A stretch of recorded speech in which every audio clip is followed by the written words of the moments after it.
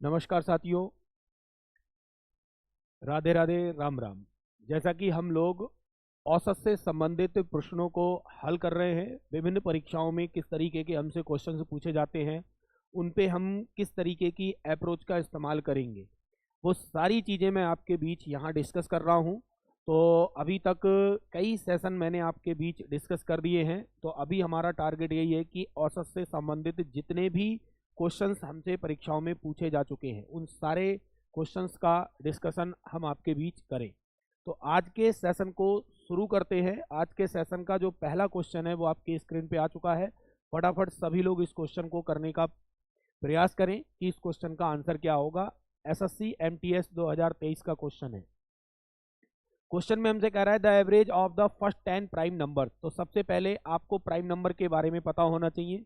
तो प्रथम 10 अभाज्य संख्याओं की बात कर रहा है। पहली अभाज्य संख्या 2 होती है, फिर 3, फिर 5, 7, 11, 13, 17, 19, ठीक है, 23। प्रथम 10 लिखनी है हमारे लिए, प्रथम 10 लिखनी है, ठीक है। और फिर हमारी होगी 29। तो 4, इन 7 और 10, ये 10 संख्याएं हो गई। इनको आपको ऐड करके ही आंसर निकालना होगा, क्योंकि इनका कोई और तरीका नहीं होता है। तो हम एवरेज निकालते हैं सभी पदों का योग बटे उनकी संख्या। तो सारे के सारे टर्म को ऐड करो और आप अपना निकालो। देखो, इनको जोड़ने से ये 10 हो गया, ठीक है। इसको और इसको जोड़ा, 13 और 7 20 और 11 31 हो गया। यहाँ पे जोड़ो, 17 और 23 जोड़ोगे तो 40, ठीक है। 40 जोड़ोगे, इधर एक दे दोगे तो आपका 70, ये हो गया सब मिला के 88, ठीक है। ये 88 हो गया। तो आप यहाँ से जोड़ोगे तो टोटल ये 41 और ये यहाँ पे लाके जोड़ दोगे तो आपका ये हो जाएगा 9 8 4 12। 10 संख्याओं का 12 129। तो 129 का मतलब है 10 से भाग करोगे तो 12.9। तो यहाँ पे आपको करना क्या है कि अपने तरीके से जैसे चाहो आप वैसे इनको जोड़ो। जोड़ने के बाद जो भी सम आए आपका, उसको 10 से आपको क्या करना है, डिवाइड करना है। तो आपका वो एवरेज आ जाएगा।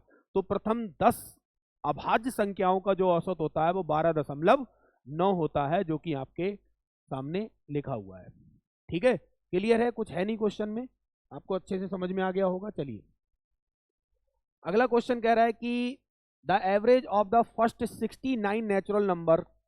प्रथम 69 प्राकृत संख्याओं का औसत ज्ञात करो। देखो, हमेशा ध्यान रखना, जब फर्स्ट n नेचुरल नंबर के सम की बात होती है तो होता है n+1/2।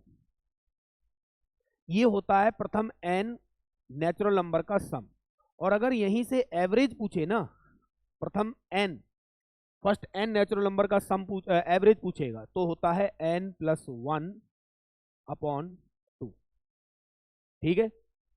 अब यहां से सीधे सीधे देखो, n की वैल्यू 69 है, 69 + 1 करोगे 70, 70 का हाफ करोगे तो 35। तो यहाँ पे आंसर जो होगा वो आपका 35 होगा, क्योंकि फर्स्ट 69 नेचुरल नंबर का सम पूछा है। तो यहाँ पे n की जो वैल्यू लगाओगे वो 69 लगाओगे। अगर सम पूछेगा तो ये होगा, एवरेज पूछेगा तो ये होगा। ये आपको याद रखना होगा कि प्रथम n प्राकृत संख्याओं का योग हमसे पूछ रहा है तो n+1/2, और अगर हमसे औसत पूछ रहा है तो n+1/2 लगा के अपना आंसर बना लोगे। तो यहाँ n की वैल्यू कितनी लगाओगे, 69। तो 69 + 1 करोगे 70, 70 का हाफ करोगे तो 35 आएगा। क्लियर है? चलिए नेक्स्ट क्वेश्चन कह रहा है 3 के प्रथम 13 गुणजों का औसत क्या होगा। What is the average of the first 13 multiples of 3। कल भी एक क्वेश्चन मैंने डिस्कस किया था, 3 के 13 मल्टीपल निकालना है। तो पहला मल्टीपल तो 3 हो गया, दूसरा 6, तीसरा ये, ऐसे ही करते करते करते करते 13 × 3 = 39, 13वां मल्टीपल होगा 39। और मैंने आपको बताया था जब भी ऐसा क्वेश्चन आएगा तो जो सीरीज बनकर तैयार होगी वो हमेशा एपी में बनकर तैयार होगी, वो सीरीज हमेशा एपी में बनकर तैयार होगी। और किसी भी समांतर श्रेणी का जब भी हमसे औसत पूछा जाएगा, जब भी औसत पूछा जाएगा तो उस श्रेणी का हमको first term and last term पता होना चाहिए। अगर हमें एपी के फर्स्ट टर्म और लास्ट टर्म के बारे में जानकारी है तो हम उस श्रेणी का औसत आराम से निकाल सकते हैं, जो कि हमें पता है पहला टर्म हो गया 3 और लास्ट टर्म हो गया 39। इन दोनों को जोड़ोगे, 3 में 39 जोड़ोगे तो आपका 42 हो जाएगा, और 42 को 2 से भाग कर दोगे तो यहाँ पे आपका 21 आ जाएगा। ये आपके इस क्वेश्चन का आंसर होगा, जो कि पहला ही ऑप्शन आपके लिए बिल्कुल सटीक है, बिल्कुल सही है। ठीक है, कहीं कोई दिक्कत लग रही हो तो आप बताओ। क्लियर हुआ? क्वेश्चन समझ में आ गया? तो ऐसे क्वेश्चन हमसे एग्जाम में पूछे जा रहे हैं निरंतर। अगर आप सही अप्रोच के साथ क्वेश्चंस पे काम करोगे सही तरीके से, तो आपको दिक्कत भी नहीं होगी। हर टॉपिक के कम से कम 250-300 क्वेश्चन आप प्रैक्टिस में लेके आओ, तब जाके आपको एक आइडिया आएगा कि क्वेश्चंस पे कैसे काम करना है, इन क्वेश्चंस में जो पैटर्न्स हैं वो किस तरीके से अप्लाई होते हैं। ठीक है, तो हमने अभी आपको बता दिया, आसान क्वेश्चन है, कठिन नहीं है, समझ में आ गया होगा। चलिए, ये भी एमटीएस का क्वेश्चन है। कह रहा है 3 सदस्यों माता पिता और पुत्र के एक परिवार की औसत आयु 44 वर्ष है। पुत्र की शादी के बाद परिवार की औसत आयु 39 वर्ष हो जाती है। बहू की आयु क्या है? 3 सदस्यों का परिवार है जिनकी औसत आयु 44 है। अब आप खुद सोचो, पर व्यक्ति की आयु जो है वो औसत के अनुसार 44 है। पुत्र की शादी के बाद परिवार की जो औसत आयु है वो 39 हो जाती है। अब आप खुद सोचो, पहले 3 सदस्य थे, अब शादी के बाद 4 सदस्य हो गए, तो शादी के बाद 4 सदस्य हो गए, ठीक है, जिस कारण एवरेज एज जो है वो 39 हो गई, और हमें बहू की उम्र बतानी है। तो आप मुझे एक चीज बताओ, बहू यहां पे है ना, इन 4 लोगों में बहू को अगर एवरेज के अनुसार देखोगे तो वो 39 वर्ष की है इस समय, है या नहीं है? जैसे ही इसको 39 दोगे तो फिर से 3 सदस्य बच गए, और 3 में से प्रत्येक के पास 39 है। होना कितना चाहिए था? 44। अब एक सदस्य पर कितना कम हो रहा है? 5, और सदस्य कितने? 3, तो 15 तियां, तो 5 तियां 15। तो आपने यहाँ ये 15 ज्यादा लेके जा रही है, तो यहाँ पे 15 यहाँ से घटाना पड़ेगा, आपके लिए घटाना पड़ेगा। तो ये आपका कितना आएगा? 4, और इधर कितना आएगा? 2। तो जो बहू है वो एक्चुअल में 24 वर्ष की है। बहू एक्चुअल में कितने वर्ष की है? 24 वर्ष की है। आप आराम से अच्छे तरीके से समझ पाए होंगे क्वेश्चन को। एवरेज के अनुसार पहले 3 में से प्रत्येक सदस्य की उम्र 44 थी। लड़के की शादी होने के बाद परिवार की औसत आयु 39 वर्ष हो गई। इसका मतलब जो बहू है उसके आने के कारण परिवार की जो औसत आयु है वो घटकर 39 हो गई है। तो पर व्यक्ति कितनी घटी है? 5। क्लियर है? तो एवरेज के अनुसार अगर बहू को देखोगे तो वो 39 वर्ष की है इस समय। ये एक्चुअल में तो है नहीं, अगर इसको 39 लेके अलग करोगे तो बचे हुए 3 सदस्य में से सबके पास 39 हो गया, और होना चाहिए था 44। इसका मतलब ये 39 से कम उम्र की है। एक पर अगर 5 कम हो रहा है तो 3 पर 15 कम होगा। तो 39 में से 15 घटाओगे तो आपका आंसर कितना आएगा? 24। चलिए, एक कक्षा के 20 छात्रों का औसत भार 30.5 किलोग्राम है।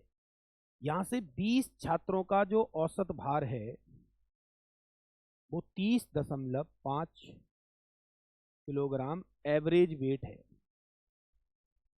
यहां पे कक्षा में 6 नए छात्रों के शामिल होने के बाद इसका औसत भार 2 किलोग्राम बढ़ जाता है। 6, इसका मतलब अब 26 हो गए। 26 होने पे औसत जो है वो 2 बढ़ गया, मतलब 32.5 हो गया औसत। क्लियर है? कक्षा में शामिल होने वाले 6 नए छात्रों का औसत भार ज्ञात कीजिए दशमलव के एक स्थान तक। ठीक है, आप मुझे एक चीज बताओ, जब 6 छात्र कक्षा में शामिल हुए तभी तो औसत 30.5 से 32.5 हुआ। अगर इनमें से प्रत्येक को देखो, 26 में से प्रत्येक को देखो, तो इस समय 32.5 लेके ये सबके पास 32.5 होगा, नहीं होगा। तो अगर 6 लोगों को अलग करोगे इसमें से, तो एक अगर 32.5 लेके जाएगा तो 6 इतना लेके जाएंगे, नहीं जाएंगे। अब अगर हमने उन 6 को हटाया एवरेज के अनुसार 32.5 देकर, तो बचे हुए जो 20 हैं उनमें सबके पास अब भी 32.5 है, और था कितना? 30.5। तो एक पर कितना बढ़ रहा है? 2, और है कितने? 20। इसका मतलब ये जो 2 बड़ा है, अगर ये इतना ही लेके जाते इतना ही लेके जाते, तो यहाँ तो सबके पास दो दो बढ़ गया, तो दो दो बढ़ा है वो किसके कारण बढ़ा, इन्हीं के कारण बढ़ा है ना, तो वो वजन इन्हीं का होगा। एक पर अगर दो बढ़ रहा है तो 20 पर कितना बढ़ेगा, 40, तो 40 और इसी को डिवाइड करने को बोला है, किससे, एवरेज निकालने को बोला है 6 से। क्लियर है। तो सबसे पहले यहां से एक चीज देखो आप कि 3 से कट कर जाएंगे, मतलब 2 से, तो ये 3 आ जाएगा, ये 3 आ जाएगा, और ये आपका 20 आ जाएगा। अब यहां से 3 पंजे 15, 3 दूनी 6 और 1 7, 3 तियां 9, और ये 20 इसमें और जुड़ेगा, डिवाइड बाई 3, तो ये हो गया 0.5, ठीक है। ये हो गया आपका 7 और 9 2 11, डिवाइड बाई 3, तो ये से काटोगे 3 तियां 9, ठीक है, 3 नेम 27, तो वही 39.2 आ जाएगा।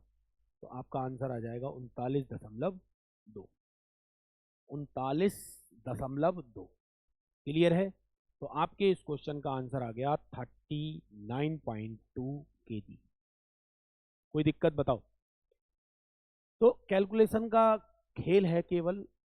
क्वेश्चन अगर आपने पढ़ रखे हैं, मतलब तरीके आपने सीख रखे हैं, देख रखे हैं, तो आपको सिर्फ क्वेश्चन पे काम करके अपनी कैलकुलेशन अच्छी करनी है।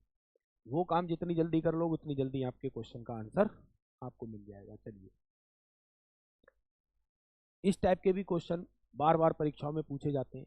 क्वेश्चन कह रहा है एक बल्लेबाज 13वीं पारी में 96 रन बनाता है, इस प्रकार उसके औसत में 3 की वृद्धि हो जाती है, 13 पारियों के बाद उसका औसत बताओ। 13वीं पारी में, इसका मतलब अभी तक वो 12 इनिंग खेल चुका है, 12 इनिंग वो खेल चुका है।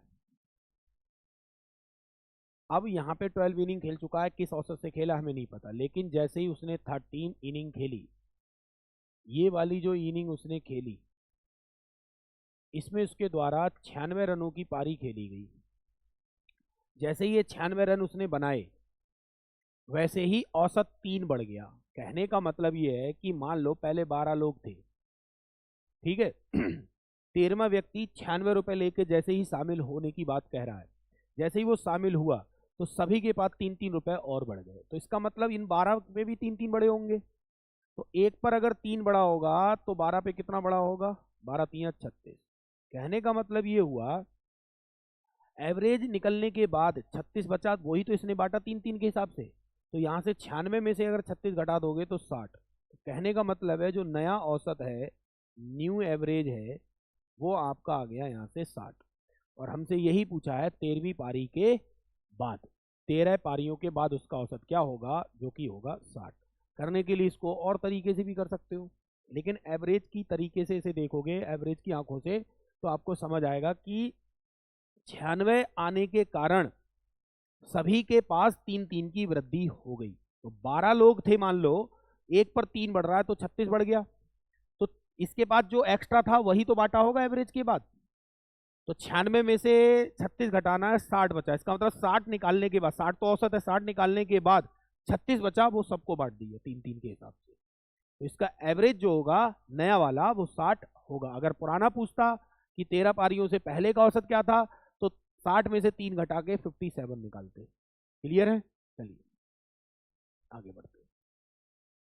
क्वेश्चन में कह रहा है 4 क्रमागत विषम संख्याओं का औसत 58 है, सबसे छोटी संख्या बताओ। देखो इसको कई तरीके से कर सकते हो। 4 क्रमागत विषम संख्याओं का औसत 58 दिया है, 58 दिया है, तो यहां से सबसे जरूरी चीज है 4 क्रमागत विषम संख्याएं हैं, विषम संख्याएं हैं। तो यहाँ पे जो 58 होगा, ये ध्यान रखना, 58 के 2 इधर बैठी होंगी और 2 इधर बैठी होंगी,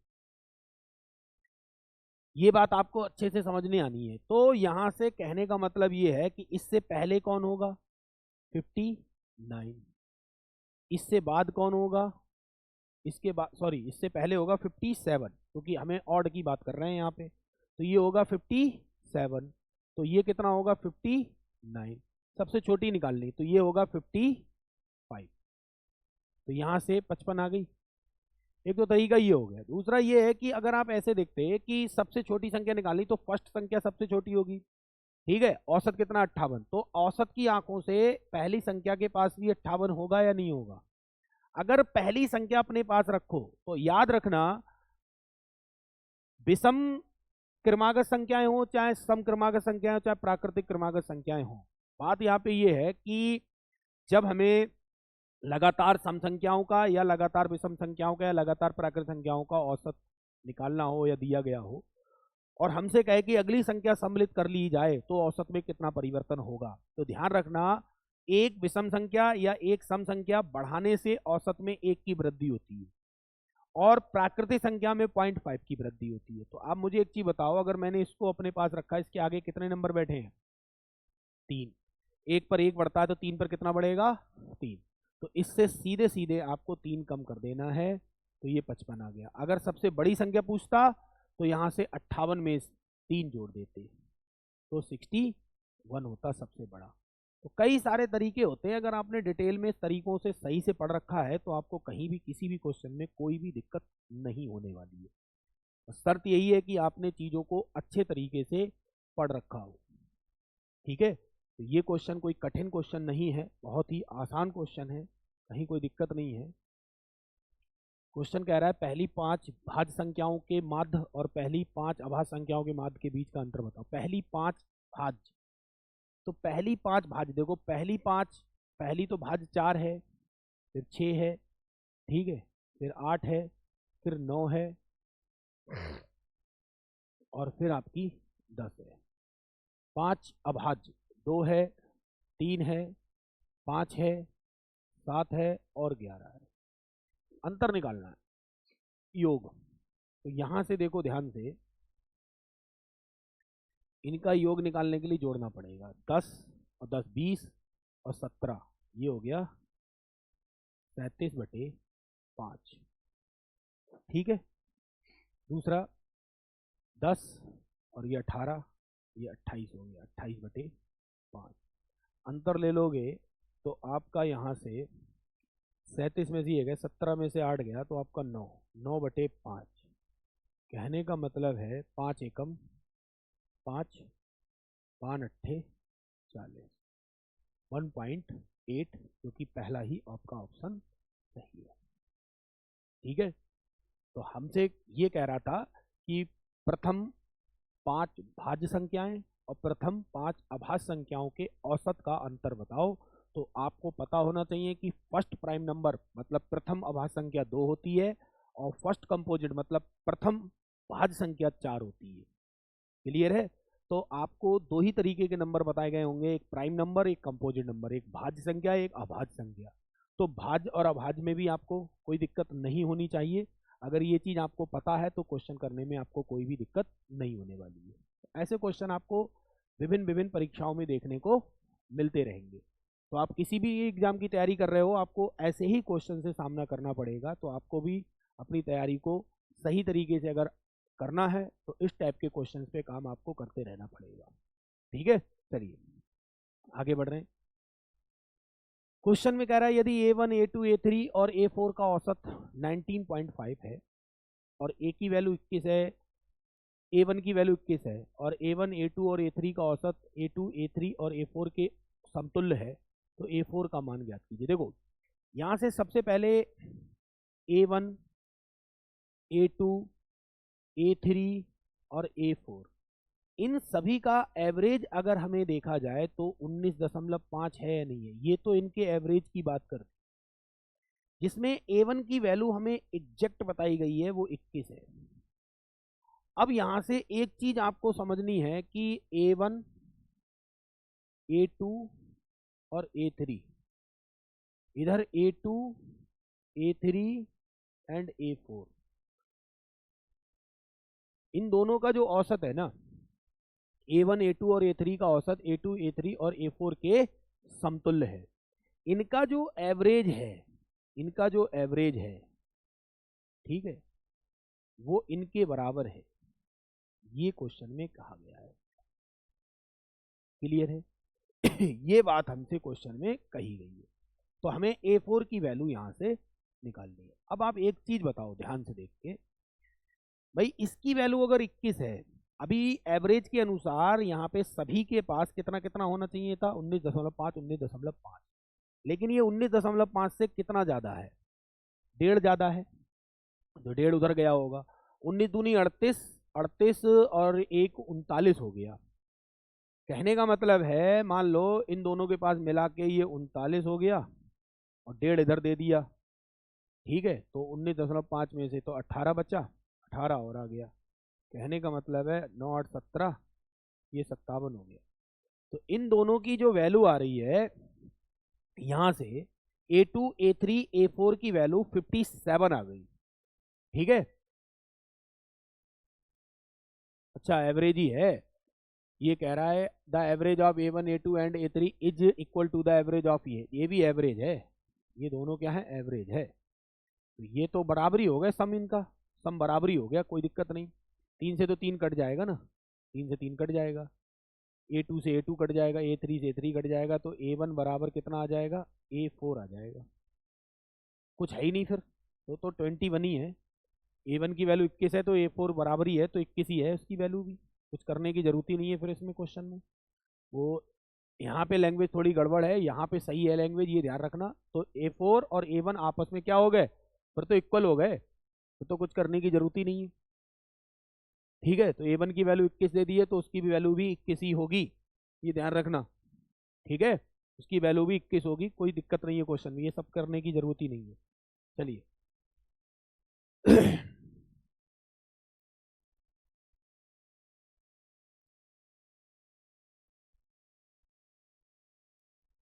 बंटनों का माध्य 14 है और मानक विचलन आपका 5 है, विचरण गुणांक ज्ञात कीजिए,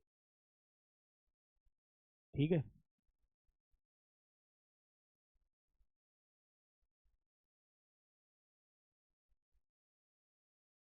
देखिए ये जो क्वेश्चन है आपका वो स्टैट्स का क्वेश्चन है। जब हम स्टैट्स आपको पढ़ाएंगे तब आपको बताएंगे कि स्टैंडर्ड डेविएशन किस तरीके से हम निकालते हैं और उसको परसेंटेज में किस तरीके से हम कन्वर्ट करते हैं, ठीक है। तो जब हम वो चीज़ पढ़ाएंगे तब आपके लिए यहाँ से इस चीज़ को बताएंगे, आप परसेंटेज में निकाल लेना कि स्क्वायर रूट के अंदर आपको पूरी डिटेल समझनी पड़ेगी कि किस तरीके से क्वेश्चन बनता है, ठीक है। चलिए इस क्वेश्चन को बनाइए जरा। किसी कक्षा में 9 छात्र और कुछ छात्राएं हैं, किसी परीक्षा में छात्रों के प्राप्तांकों का औसत 12 है और छात्राओं के प्राप्तांकों का औसत 14 है। यदि सभी छात्रों के कुल प्राप्तांकों का औसत 13.1 हो तो कक्षा में कुल छात्र कितने हैं। किसी कक्षा में 9 छात्र और कुछ छात्राएं हैं, तो देखो छात्र और छात्राएं बॉयज एंड गर्ल्स की बात कर रहे हैं। छात्रों के प्राप्तांक हैं 12, तो एलिगेशन से क्वेश्चन बन जाएगा 12, और छात्राओं के हैं 14 और पूरी क्लास के हैं 13.1।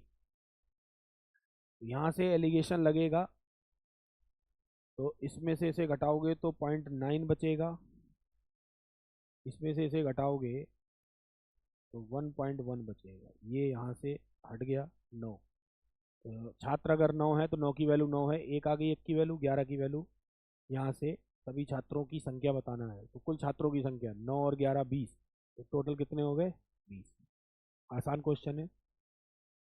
टोटल छात्र कितने हो गए हमारे 20, क्लियर, टोटल छात्र हो गए हमारे 20। चलिए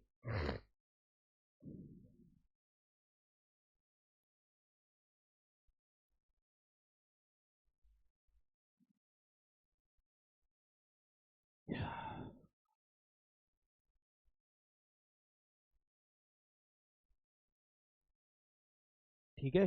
चलिए अगला क्वेश्चन करें। अप्रैल में श्री खान ने देखा कि उनके बैंक खाते में पहले 24 दिनों के लिए 5600 रुपये, अगले 2 दिनों के लिए 12,000 रुपये और महीने के आखिरी 4 दिनों में 37,500 हैं। अप्रैल के लिए उसका दैनिक औसत क्या है। देखो पहले 24 दिनों में प्रत्येक के लिए इतना आ गया, औसत निकालना है, ठीक है। और अगले 2 दिनों के लिए इतना और महीने के 4 दिनों के लिए इतना। तो सबसे पहले देखो 24, 2 और 4, इनका रेशियो बना लो। 2 हो गया, 1 हो गया और 12 हो गया, ठीक है। अब गुणा कर दो, 0 0, 12 छंग 72 और 12 पंजे 60 और 7 67, ये हो गया। फिर 12,000 हो गया, फिर 2 से गुणा कर दोगे 37, 74, 75, ये हो गया 75। ठीक है, इनको जोड़ दो तो 0 0 0, 3 जीरो आ गए, 3 जीरो नहीं 2 जीरो आ गए, और ये 2 आ गया। 7 और 2 9 और 5 14, 7 7 14 और 1 15। इसे डिवाइड कर दो, 12 और 1 13 और 2 15 से। ठीक है,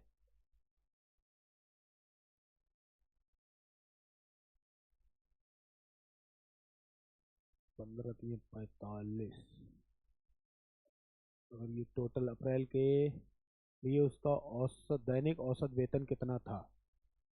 तो अगर हमने इसको इस तरीके से डिवाइड करके किया तो हमारा यहाँ से 2 से डिवाइड कर दिया।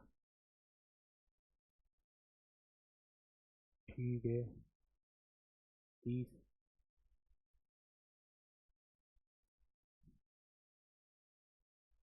15 3 45। ऑप्शन नहीं मैच करेगा, फिर इसका मतलब हमें इसको काटना नहीं है, फिर पूरी मल्टीप्लाई करनी पड़ेगी। तो पूरी मल्टीप्लाई अगर हम करेंगे तो जैसे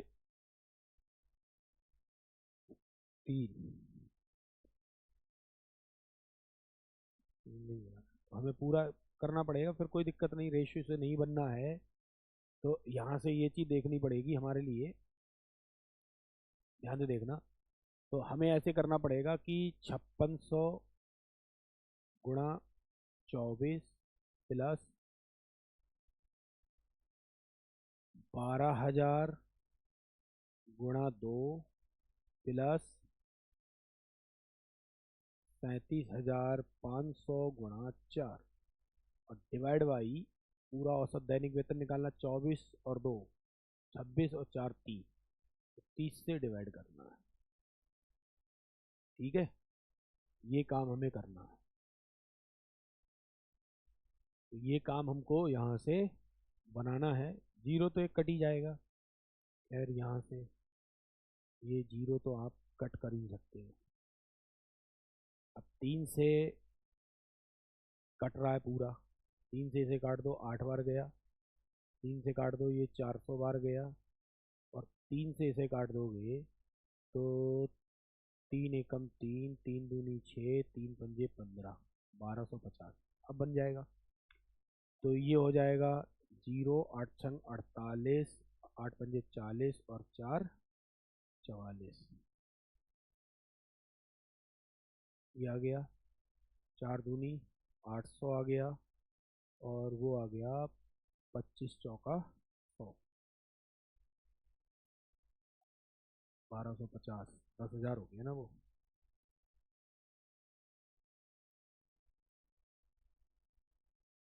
0 8 2 5 15,280। तो ऑप्शन आपका बी आ जाएगा, ऑप्शन आपका बी आ जाएगा। तो कैलकुलेशन की बात है, कैलकुलेशन अगर आप कर सकते हो तो कैलकुलेशन हो जाएगी, कोई दिक्कत नहीं है। वो तो देख के पता चल गया कि किस तरीके से करना है। ठीक है, तो आसानी से बन गया क्वेश्चन। तो कैलकुलेशन थी, कैलकुलेशन को यहाँ पे अपने तरीके से देख सकते हो।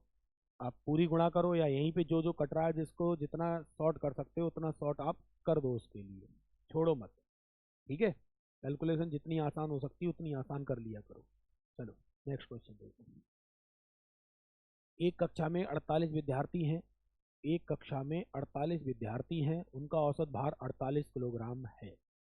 जब एक विद्यार्थी कक्षा छोड़ देता है तो औसत भार में 200 ग्राम की कमी हो जाती है। कक्षा छोड़ने वाले विद्यार्थी का भार बताओ।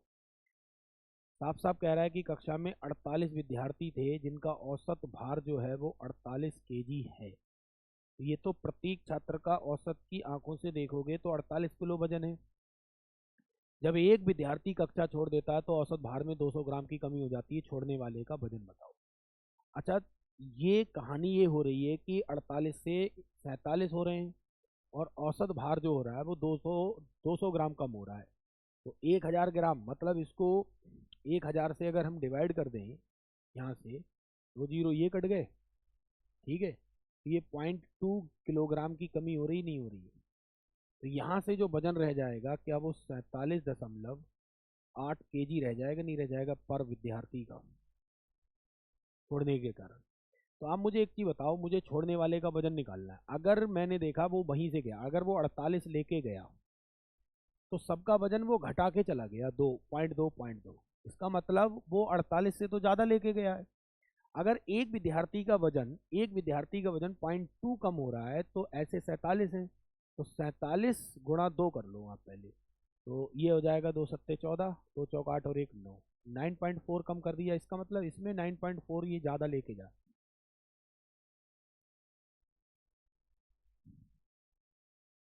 ये 57.4 का है नहीं है, तो पहला ऑप्शन आपका सही है नहीं है। 57.4 का है, ये 57.4 केजी का ये विद्यार्थी है, ये बात आपको ध्यान रखनी है। क्लियर है? 57.4 का है ये। क्लियर? चलिए नेक्स्ट क्वेश्चन की तरफ चलते हैं। क्वेश्चन में ये कह रहा है कि ए बी और सी का औसत भार 43 किलोग्राम है। यदि ए और बी का औसत भार 40 है, बी और सी का औसत भार 41 है, तो बी का भार कितना होगा? देखो, ए बी और सी इनका एवरेज है 43 केजी, तो ये इनका एवरेज है। ठीक है, ए और बी का औसत भार, ए बी का जो है वो 40 किलोग्राम है या नहीं? और बी और सी का जो दिया है वो दिया है 41 किलोग्राम एवरेज। तो कहने का मतलब है, हमने बी का पूछा है ना, तो आप मुझे एक चीज बताओ ध्यान से देख के, यहाँ 40-40 है ना दोनों पे, दोनों का मिला के 80 है ए और बी का। यहाँ पे इन दोनों का मिलाकर 80 होना चाहिए, दोनों का मिलाकर कितना होना चाहिए? 80। क्लियर है? लेकिन यहाँ एक पे 43, एक पे 43 है, तो 3-3 ज़्यादा है, वो 3 किसका होगा? इसका होगा। तो 3 और 3 6, और 6 इसमें जोड़ोगे तो इसका एक्चुअल में 49 हो जाएगा, नहीं हो जाएगा? इसका एक्चुअल में वजन सी का पूछा जाता तो 49 होता। अब ध्यान दो, अगर ये 49 का है यहाँ पे और है दोनों पे एवरेज के अनुसार 41-41, एक्चुअल में इसका वजन तो 49 है, तो इसके पास कितना ज़्यादा 41 से? 8। तो इसके पास 41 से 8 कम होगा, नहीं होगा? कम होगा। तो 41 से 8 कम होगा, तो इसका मतलब इसके पास 33 होगा, नहीं होगा एक्चुअल में? तो इसका वजन एक्चुअल में कितना होगा? 33। एक्चुअल में इसका वजन कितना होगा? 33।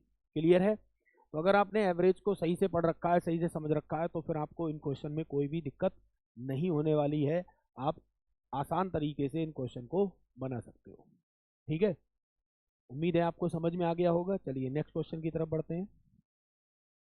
क्वेश्चन में कह रहा है स्टेशन ए से वी तक एक बस की चाल 55 किलोमीटर प्रति घंटा है, और स्टेशन बी से स्टेशन ए तक वापस आते समय बस की चाल 95 किलोमीटर प्रति घंटा। पूरी यात्रा के दौरान बस की औसत चाल किलोमीटर प्रति घंटा में कितनी होगी? तो या तो आप 2xy upon x plus Y करके लगा लो, ठीक है, जब ये चीज़ दी गई है, या फिर एलसीएम ले लो। तो आपने देखा 2xy, 55 जब 2 की स्पीड की बात कर रहे हैं, और अपॉन एक्स प्लस वाई, तो ये हो जाएगा 9×5 = 14, एक 150 हो गया पूरा। ठीक है, काट लो, ये 11 बार गया, ये इतनी बार गया। ठीक है, इससे काटा तो ये 15 बार गया, इससे काटा 3, इससे काटा ये 95। तो एक ही ऑप्शन दिख रहा है मुझे 69 वाला, ये 3 नीचे आ रहा, तो मुझे यही दिख रहा है। नहीं, एक और है। ठीक है, इसे करना पड़ेगा। तो 190 209 हो जाएगा ये, डिवाइड बाई 3, 3×6 = 18। ठीक है, 3×9 = 27, 3×6 = 18। ठीक है, 2 बचे, 29 हो गया, 29 हो गया, 3×9 = 27। सही आ रहा है, तो यहाँ से गड़बड़ कहाँ से? 76 से ही।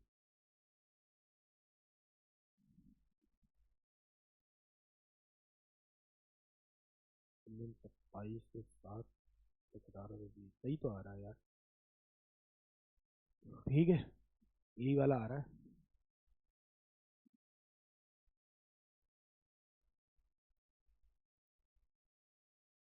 3×6 = 18, 2 बच रहा है ना?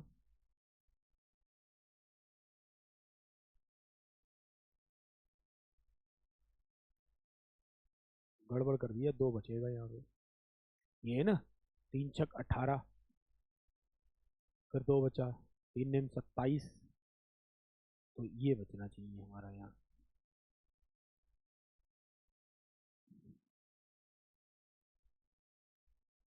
ये बचना चाहिए। चलो तो आज के सेशन में अपने लोग यहीं तक देखते हैं, यहीं तक करते हैं क्वेश्चन। कल के सेशन में अपने लोग मिलेंगे सेम टाइम पे, ठीक है। तो आप अभी तक 50 क्वेश्चन कर चुके हो इस सीट के, तो आगे भी अपने लोग अभी एवरेज को ही पढ़ने वाले हैं। तो लगातार हमारे साथ बने रहना। जिन लोगों ने भी चैनल को सब्सक्राइब नहीं किया वो चैनल को सब्सक्राइब भी कर लें, और लाइक शेयर तो आपका काम है करने का, ठीक है। तो लगातार प्रैक्टिस करिए, अपनी कैलकुलेशन को सही करिए और आगे बढ़िए। चलिए मिलते हैं नेक्स्ट सेशन में, तब तक के लिए नमस्कार, धन्यवाद।